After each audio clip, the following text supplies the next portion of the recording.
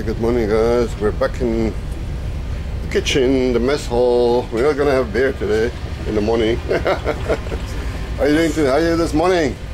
Can I show the people our food? We got a nice choice between bully beef, sausage, egg, fish, and the rest. Looks very nice. And brewed coffee. Thank you. What's your name? This is, let me show you his name there, John Paul the Pope. John Paul the Pope, guys. So my food is already served. The morning has broken. Morning has broken like the first. So I chose the bully beef, egg, a little bit of rice, black coffee, water. The sun is sun is coming through the porthole now.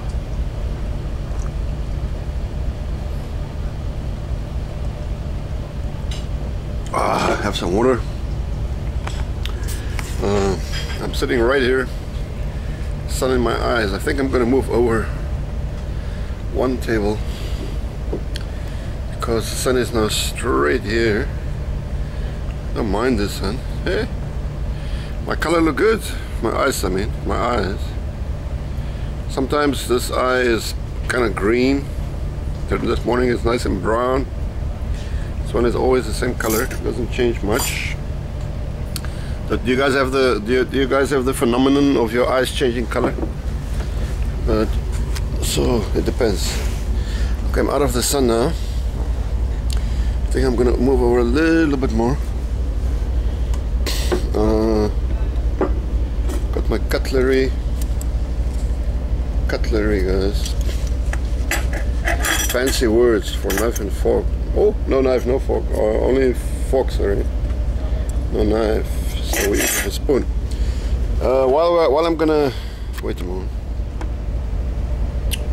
While I'm going to chat to you guys, I want to discuss this book I've been reading.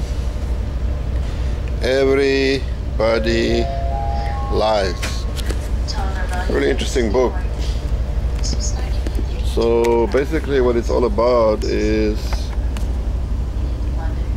everybody lies, big data, new data, and what the internet can tell us about who we really are. So basically what it means is that it's a very interesting concept because people used to rely on, you know, for the longest time, people relied on surveys. Person to somebody would stop you in the street, somebody would come to your school, somebody would call you and ask you a bunch of questions. Do you guys, I'm sure you're familiar with that method. The big problem that turned out is that people lie during surveys. Think about it like this: if it's your favorite, somebody that looks like your favorite auntie or uncle or grandfather suddenly stops you and asks you personal questions, would you want to lie to would you want to admit to your favorite auntie that you don't go to church or that you don't give to charity or whatever you're doing that is not very kosher? Of course not. So what do? You lie about it, right? So that's why surveys are, that's why, for example, before the US elections, that's why all the pundits were proposing that Hillary Clinton was going to win, because people just didn't want to admit that they're going to vote for Trump, because the news was making such a big, the mainstream media were forever condemning Trump and telling everybody what a terrible person he was, or is. I don't know if he is or was, but anyway. So people were just too ashamed to admit that they're going to vote for him, but they were planning to vote for him, right? So this is a perfect example. Personally, I predicted that Trump was going to win. Exactly because I know that people are lying. And everything was, it was the same with here in the Philippines, Duterte. Up to the final week, the last week before the election, 5 days before the election, all the mass media here was almost ignoring Duterte. Just talking about the other candidates, Grace Poe and the corrupt bunch of people from up here in Manila, how they're going to win. But Duterte was just going around the country, and people following him were realizing that he's pulling in literally probably the biggest political gatherings in the history of the world. Millions of people showing up. His opponents pulled in like 5,000 people here, 10,000 there. Duterte would show up, 1 million people would show up.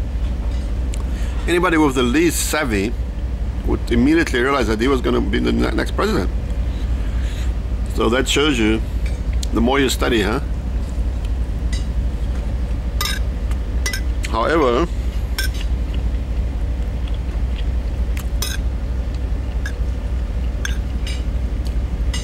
so in the face of a lot of ridicule from my friends in the Philippines, my friends from the US, I proposed that both Duterte and Trump was going to win. And I was right.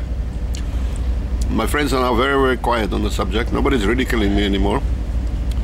Seems like a lot of people starting to take my predictions and prognoses rather more seriously. I'm going to try a little bit of this, guys.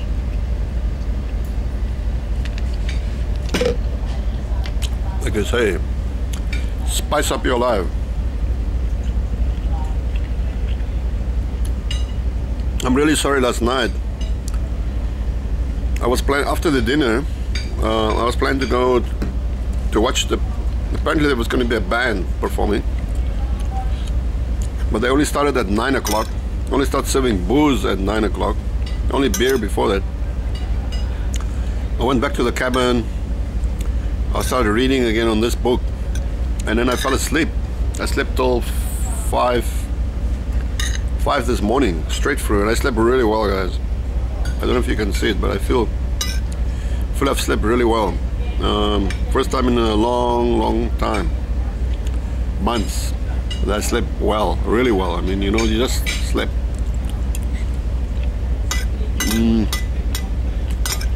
So I missed out on the band, the party, the music.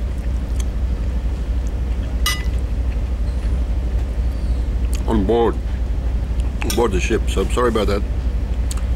But I can share with you some tidbits, juicy tidbits from this book, which I am really enjoying. I'm not finished yet. I'm enjoying this book. For example, some really interesting stuff here. They talk about, you know, how many people are gay. Talk about sex, of course. People lie. They say people lie about how many drinks they had on the way home, how often they go to the gym, how much their new clothes or shoes cost. Wherever they read that book, they call in sick when they're not. They say they'll be in touch when they won't. They say it's not about you when it is. They say they love you when they don't. They say they're happy while in the dumps. They say they like women when they really like men. People lie to friends, they lie to bosses, they lie to kids, they lie to parents. They lie to doctors, they lie to husbands, they lie to wives, and most of all to themselves. And they damn sure lie to surveys. So guys, here is a really good book. I'll discuss some juicy tidbits over the course of the day.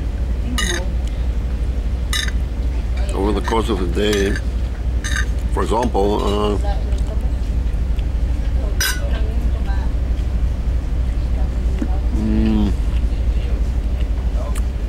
this morning I was reading. I think I wanted another glass of water. The truth about hate and prejudice. All of this mostly comes from Google, right? Google searches.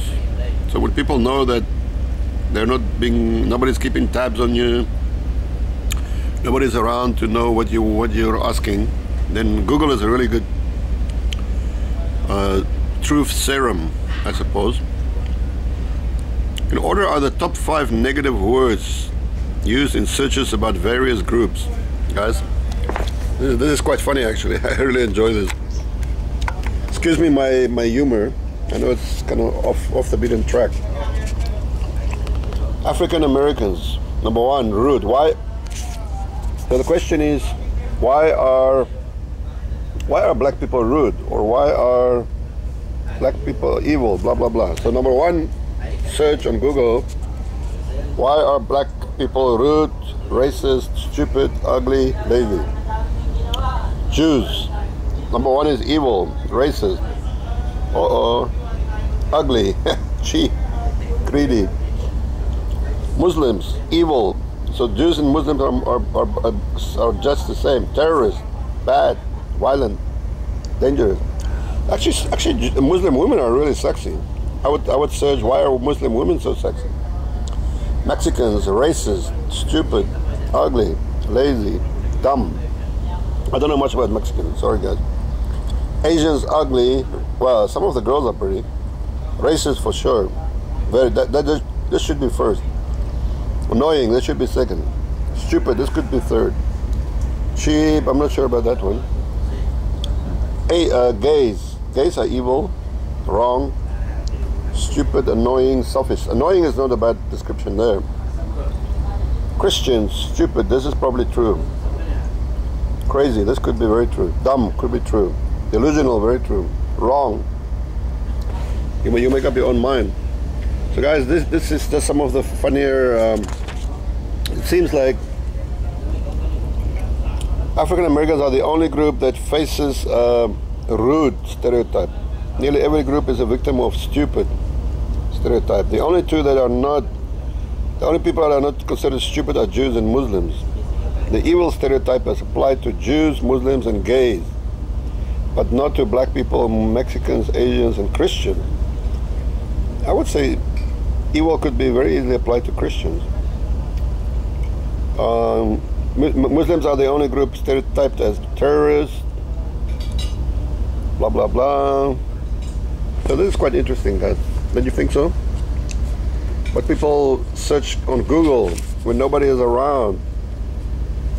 The other interesting fact is women show a great deal of insecurity about their behinds. Although many women have recently flip-flopped on what they don't like about them. In 2004, in some parts of the United States, the most common search regarding changing one's butt was how to make it smaller. Ever since then, however, beginning in 2010, the desire for bigger butts grew in the rest of the United States. If this interest, if not, has tripled in 4 years. In 2014, there were more searches asking how to make your butt bigger than smaller in every state. These days, for every 5 searches looking into breast implants, there is 1 looking into butt implants. That's interesting, guys. One of my buddies, I'm not gonna name his name now, he knows who he is. How are you there, my friend? I always mention your name. He's very much into butts, big butts, bigger than, well, you know, him and me, when we hang out, I'm into big lips. We always have the standing joke, hey, look at that girl, she's got big lips, that's one for you, Frank. Now, hey, that's one with a big butt, that's one for you, right? We always have the standing joke going on. Every now and again we have a girl that kind of overlaps, but it's not too big. I don't like really huge, enormous butts at all. I don't really care about butts or breasts or anything. I'm not the breast man, I'm not the butt man. I'm more a lip man, and eyes, face, you know. I don't like overweight, fat, obese in any way. Nice, trim, slim. That's what I like.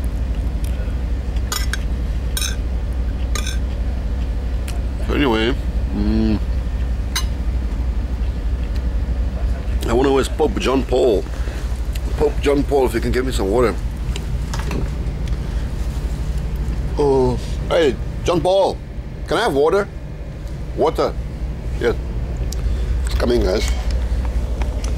I realized I forgot I put this spicy chili sauce on my, I sprinkled some of it, as you guys can see there. A little bit of red. That's the chili. Thank you, buddy. Excuse me. Pope John Paul the first, the second, or the third. Pouring water here. Thank you, thank you. Very spicy and hot. We're passing some more islands there out there, guys, in case you were interested. In the Philippines, you're always passing islands. There's no other way. The country of 7,000 islands. Whenever you're on a ship, you're going to be passing an island somewhere, somehow. You're never ever going to be out of the eye line of an island. Wherever you sail, you're never going to see open sea all around you, or very rarely. Let me remember. Could have been places but it was very rare. 99% of the time, you're going to look, oh, there's an island, there's an island, there's an island, right?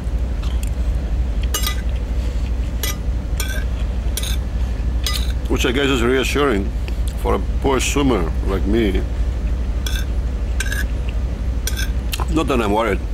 This is a big ship and it's not going down.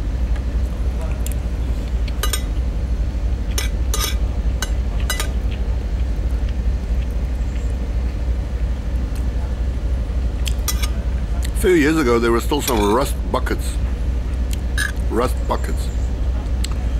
Some of them did go down quite regularly. That's a fear, but it's been a long while since there was any major disaster. Ship sinking here in the Philippines.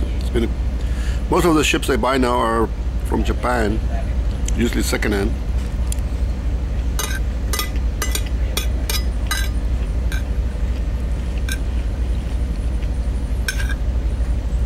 And lo and behold, Philippines are now building ships, as far as I know, on the license or whatever. So things are looking good. Okay guys, I'm gonna be bringing more juicy tidbits from my book. I'm gonna finish up here. I got my coffee on standby there. And we got the view, the day is just starting. So we're gonna be reporting throughout the day, guys. So I had a really good sleep. Have a good breakfast. And I feel pretty good. Arriving this evening in Cebu. I don't think I'm going to get a connecting ship tonight, unless I'm very lucky. I'll inquire at the port. If not, I have to try and depart tomorrow morning, or no, probably tomorrow evening from Cebu. Anyway, we'll talk later.